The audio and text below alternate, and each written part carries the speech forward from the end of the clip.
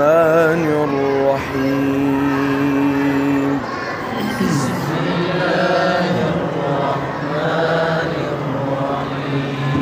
وګوره بسم الله دعا اندازه دي دعا یو دا چې داسې لاندې نه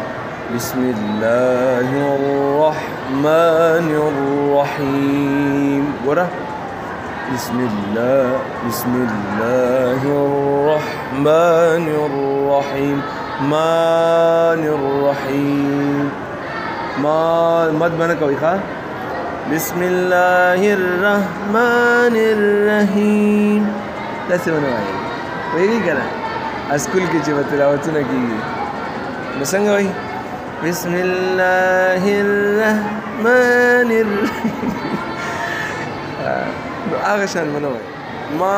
دومره مد بنا صحیح څنګه وایي بسم الله الرحمن الرحيم صحیح یو دا شو یو داسې لاندې یو برنه بسم الله الرحمن الرحيم بسم الله الرحمن الرحيم صحیح دو دي په تاسو به کم یو کوئ دا لومبنی دا لاندې نه چې ساده غوندې بسم الله الرحمن الرحيم صحیح ګوره بسم الله الرحمن بسم الله الرحمن الرحيم صحیح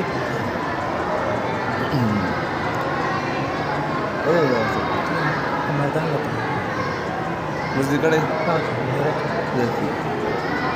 دلته مسکی کې اسی مې وایي مسکی دلته چې خیر زه ورکوي وته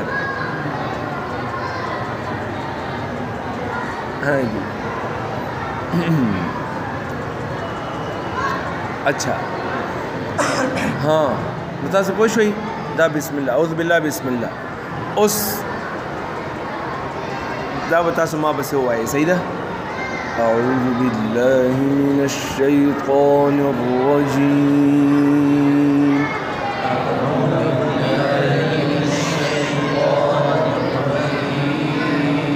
بسم الله الرحمن الرحيم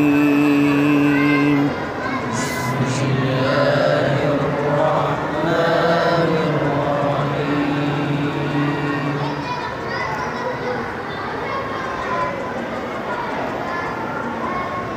إن الأبرار لفي نعيم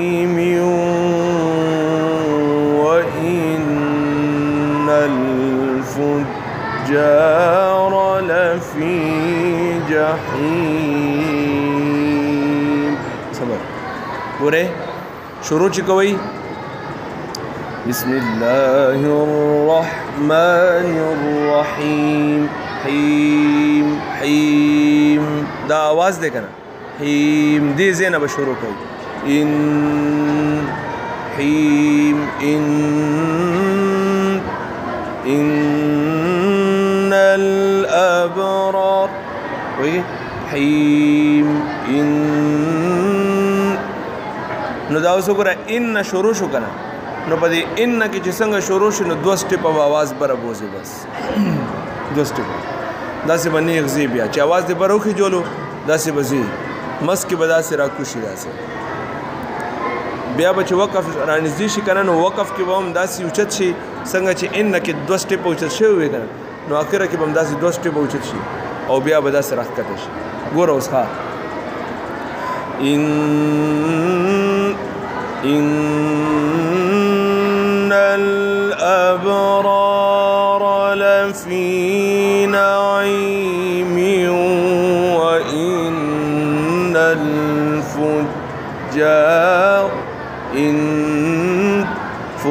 الفجار لفي جحيم وایي دا به داسې یادوي که نه چې داسې چې تاسو لس پیرې وایئ چې یو شان راځي لس پیرې وایئ او چې نه تا یو پیره وایي یو شان راو بل پیر دی بل شان راو بل پیر دی بل شان راو نو ته به ذهن کې وایي چې ماله خو ډېرې لهجې راځي او تاله یو هم نه درځي دا خو بس بیا عام سړی مراوړي یو پیر یو شان وایي بل پیر بل شان یا د هغې چې ته وې چې شل پیرې وایي چې یو شان راځي نو پوه به چې یو چې دله یو لهجه ورځي چې دی یو خاص ترتیب باندې ځي ځکه چې هره پیره ځي نو یو شان ځي دله لار معلومه ده لار معلومه ده پوهېږي که نه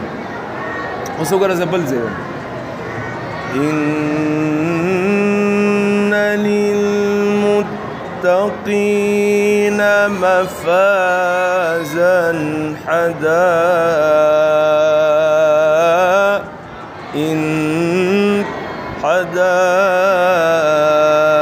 حدائق وأعنابا ويلي بلزي يا أيها الإنسان ما غرك بربك الكريم ها يا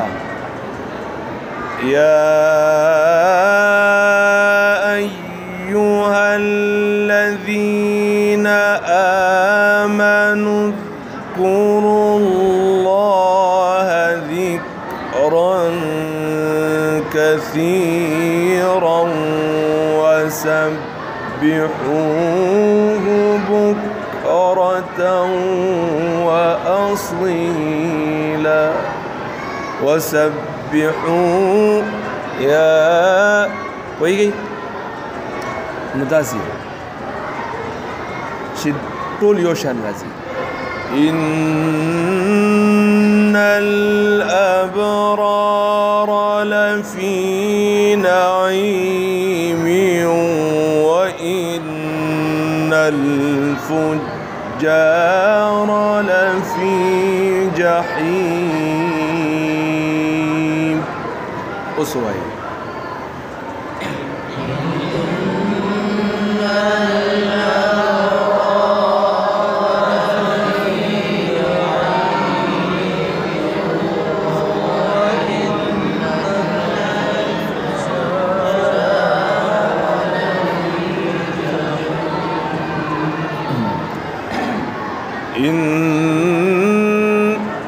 إن الأبرار لفي نعيم وإن الفجار لفي جحيم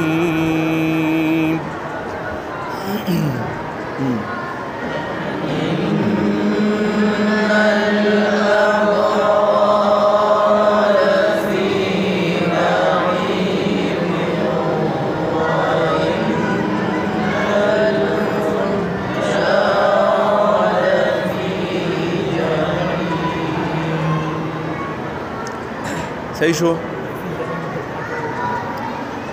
إن الأبرار لفي نعيم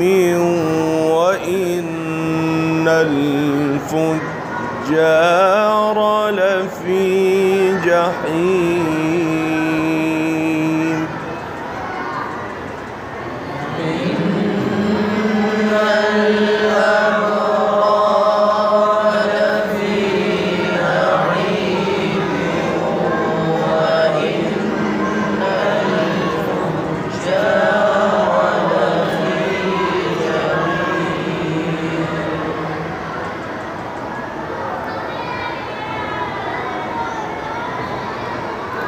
دا ولي ولا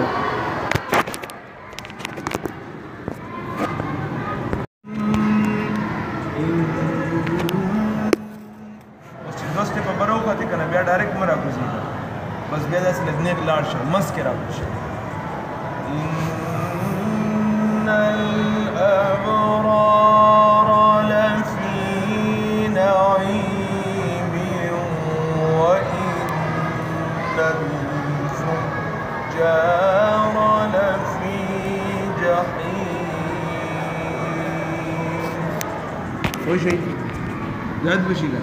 زين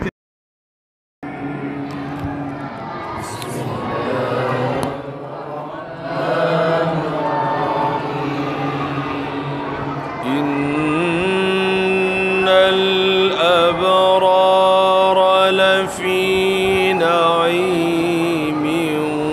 وإن الفجار لفي جحيم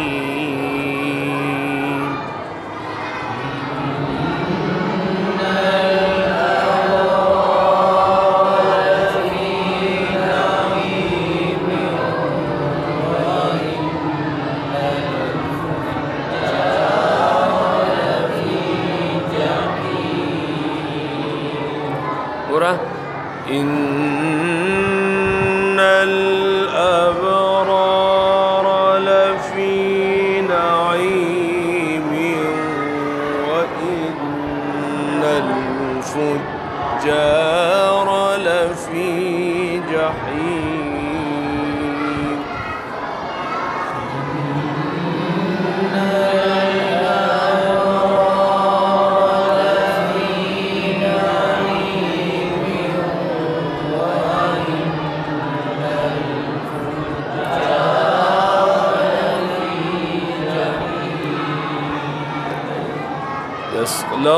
يصلونها يوم الدين وما هم عنها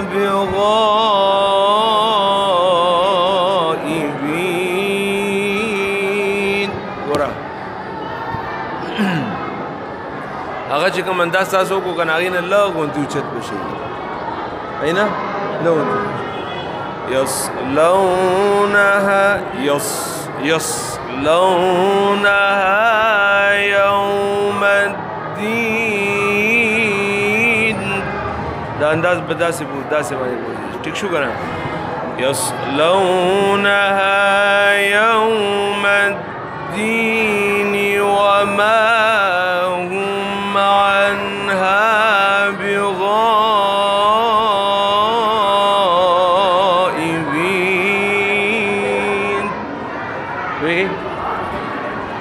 اسمع بس هو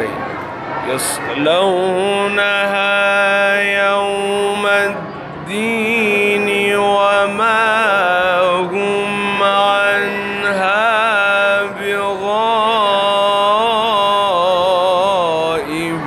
بغائبين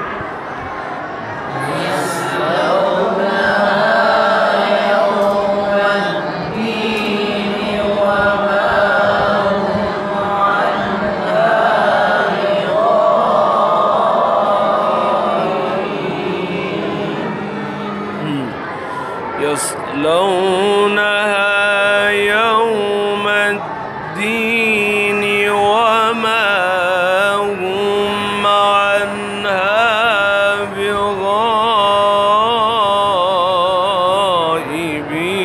بغائبين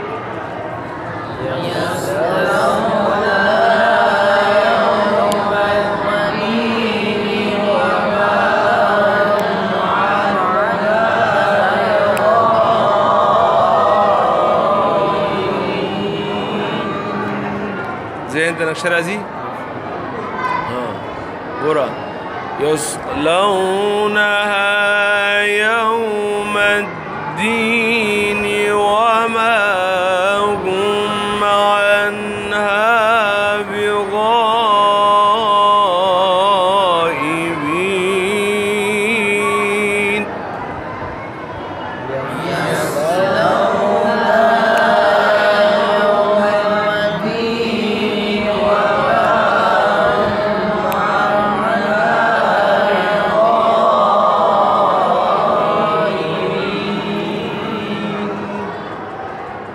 زیاد بشي چلو دا لږ واړوئ تاسو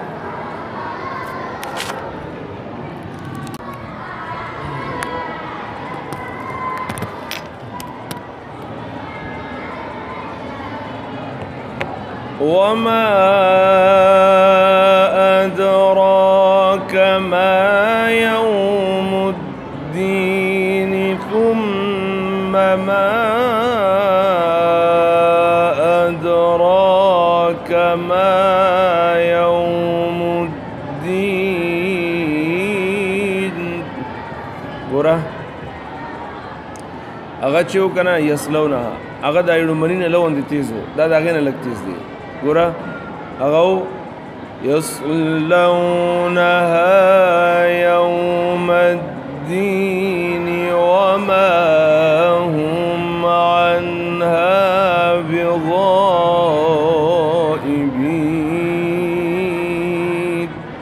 دا سینه لګو چت وما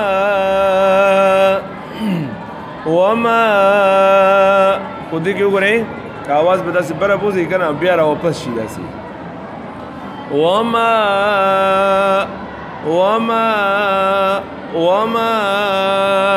أدراك ما يوم الدين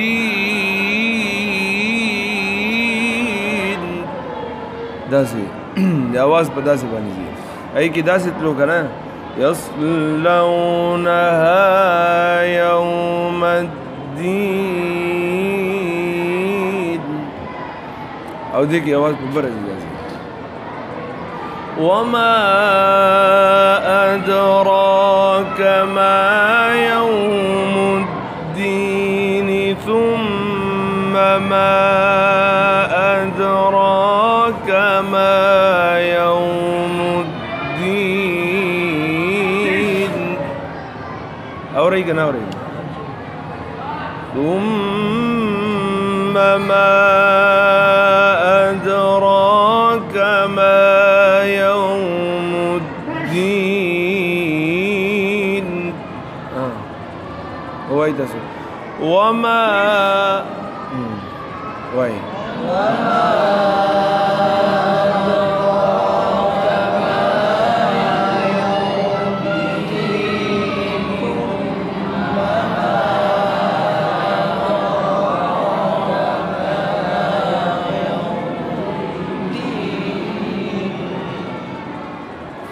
وما أدراك ما يوم الدين ثم ما أدراك ما يوم الدين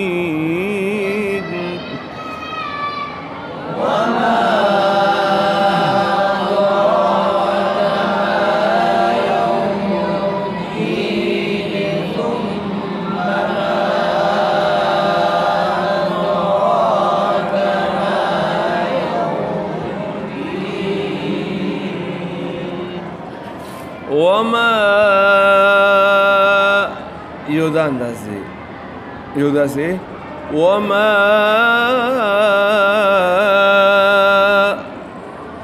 بس دا صحیح دا ډومبنه پر ډایرکټ وما أدراك ما يوم الدين ثم ما أدراك ما يوم الدين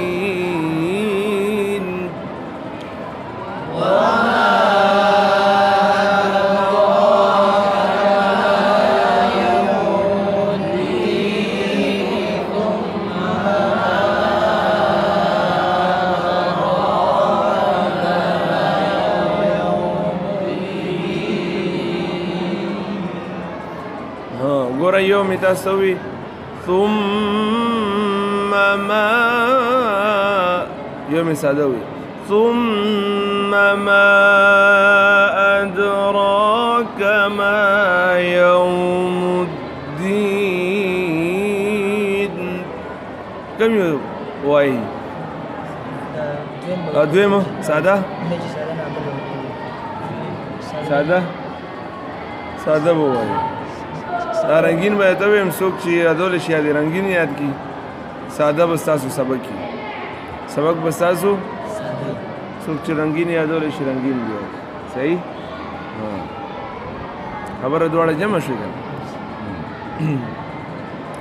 ګوره دا تاسو سبق ته دا ځان لاندې ریکارډ کړئ صرف دا ریکارډ کړئ صرف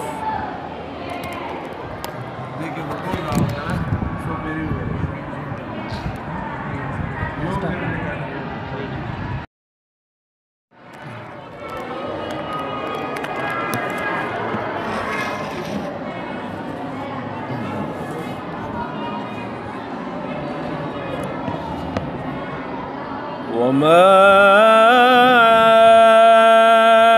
أدراك ما يوم الدين ثم ما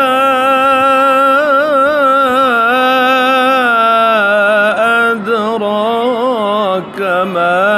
يوم الدين.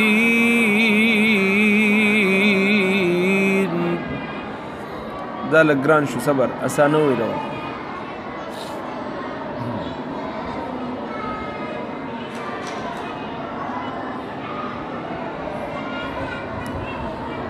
وما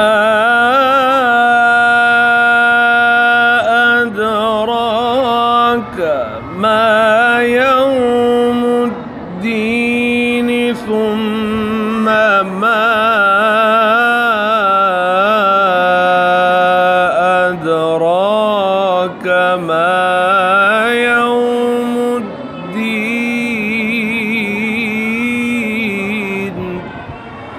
ګوره د دې دا پہچان دی شروع کی ګوره وما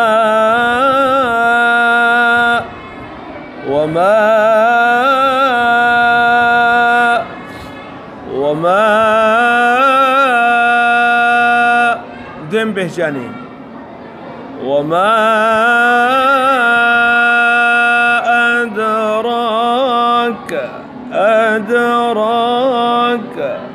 أدراك وما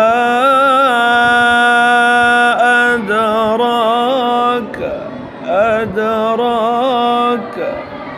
ویږي دا دویم پہچان دی. نو دا ادراک کې چې دا داسې دغه وکړي که نه داسې په شا راشي که نه خو په شا یې داسې رانهولي چې داسې پرېږدي داسې بیا خپل ځای له ځان ورسوي پوهېږئ. بیا به هم هغه ځای کې وایي چې څنګه شروع کړو د هغه نه مخکې چې څنګه و هغه شان بیا هغه ځای ته ورسوي. وما أدراك ما يوم الدين ثم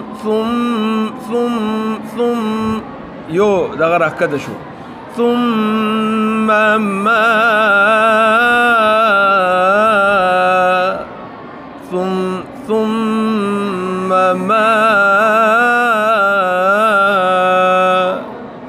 أدراك ما يوم الدين ويجي وما أدراك ما يوم الدين ثم ما أدراك ما يوم الدين. ساده ماشي ما يوم الدين ما يوم الدين.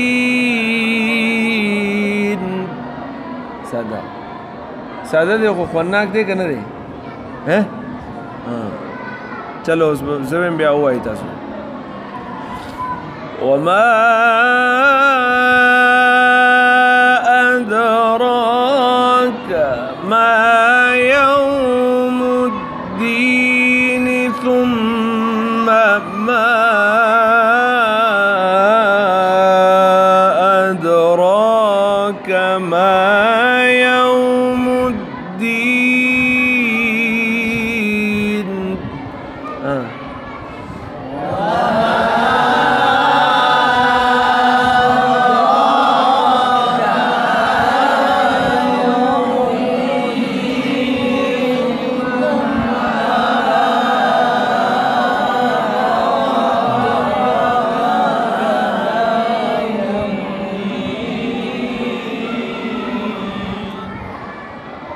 وما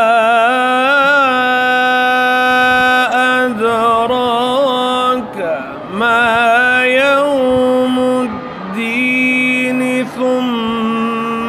ما أدراك ما يوم الدين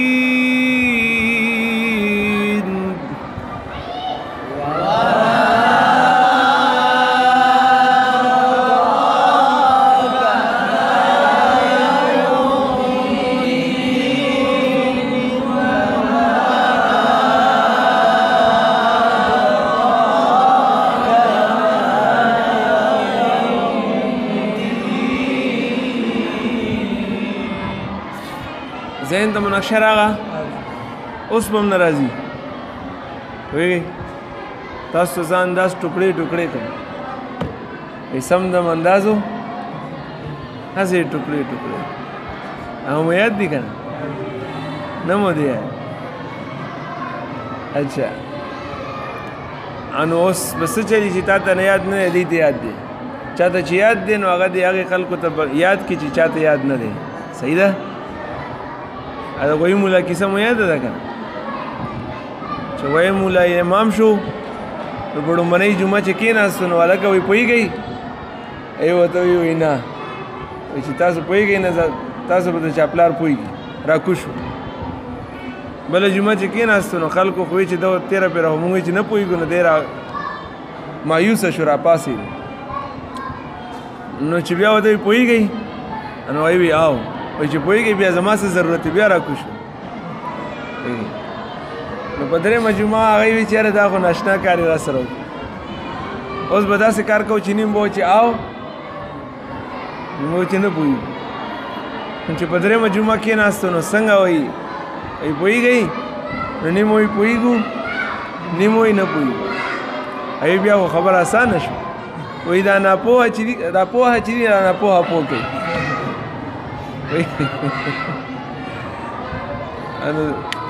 دا کیسه به دی درته در یاده کړي صحیح ده اچھا بهرحال نو دا انداز تاسو پوه شئ که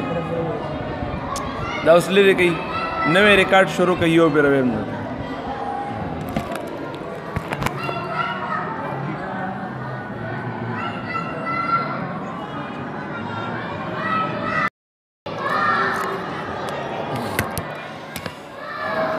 وما أدراك ما يوم الدين ثم ما أدراك ما يوم الدين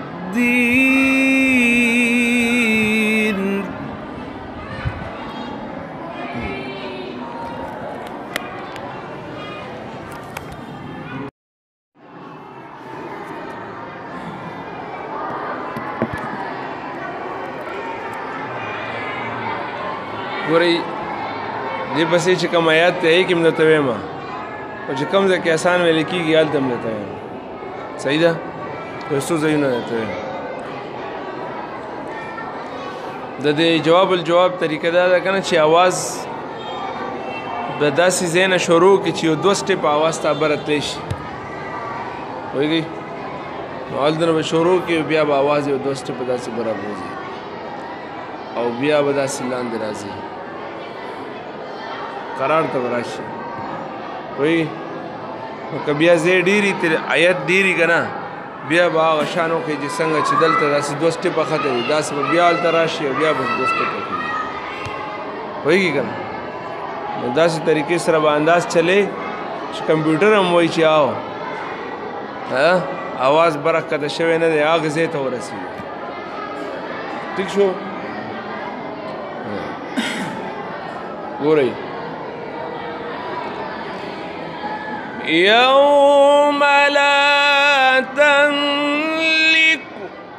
يوم لا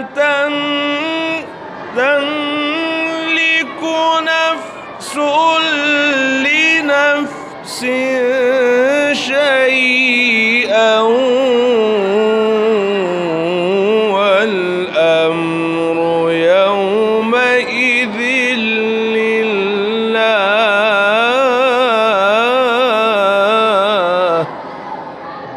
ٹھیک شو دلته ځای لږ دی اوس ګوره بعض ځای کې چې ځای سیوایي که نه هلته دویمه پیره اوچتېږي بیا ګوره اوس خاص زه تاسو ته یو اسان آیات ویم ولو شاء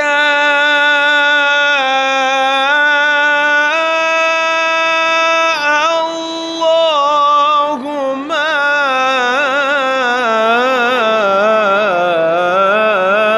أشركوا وما جعلناك عليهم حفيظا ها دوباره ما هغه شان دی اوچتې څنګه چې شروع کې اوچت کړی ولو شاء وما جعلنا وګوره یو شان دی که نه دی ولو شاء الله ما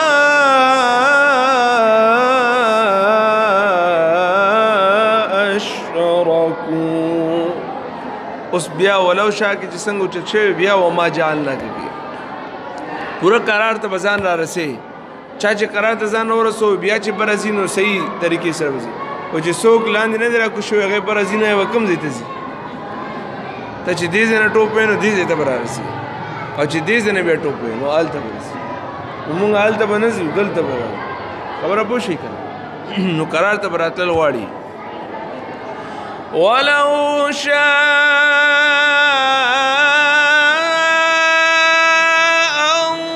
الله ما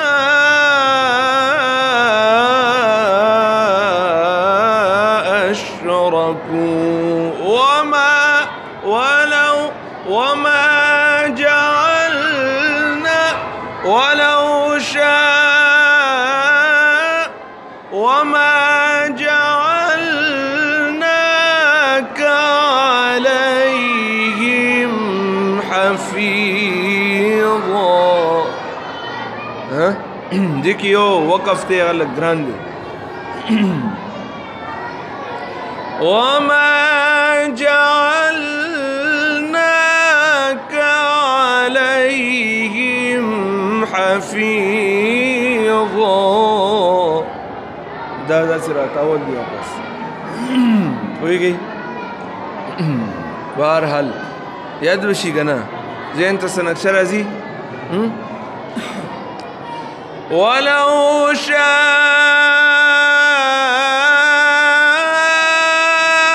الله ما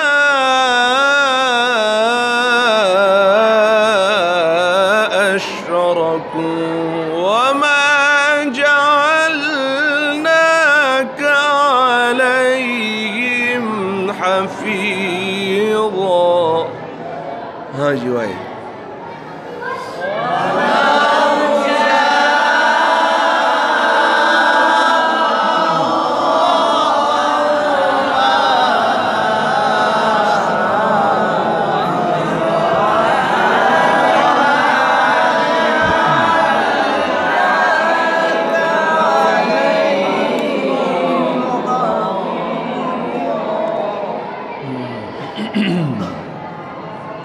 نقشه و مزین کې کېناسته که نه نو ډېر بره به هم نه شروع کوئ چې بیا بره نه شئ تللی ټیک شو داسې ځای کې به شروع کړئ چې بیا بره لږ تللی شئ ولو شاء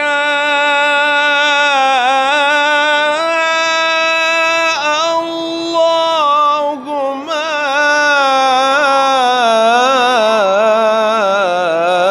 أشركوا وما جعلناك عليهم حفيظا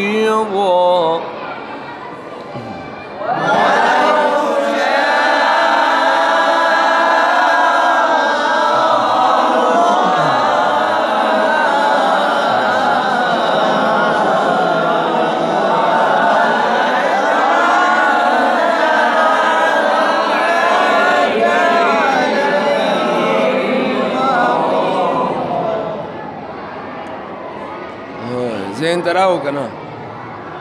دین دا که یو ریکارډ کې ونی یو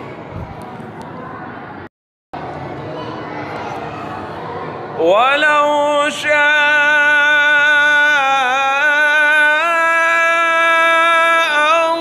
الله ما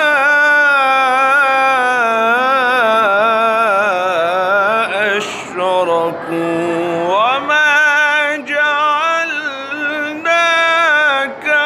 عليهم حفيظا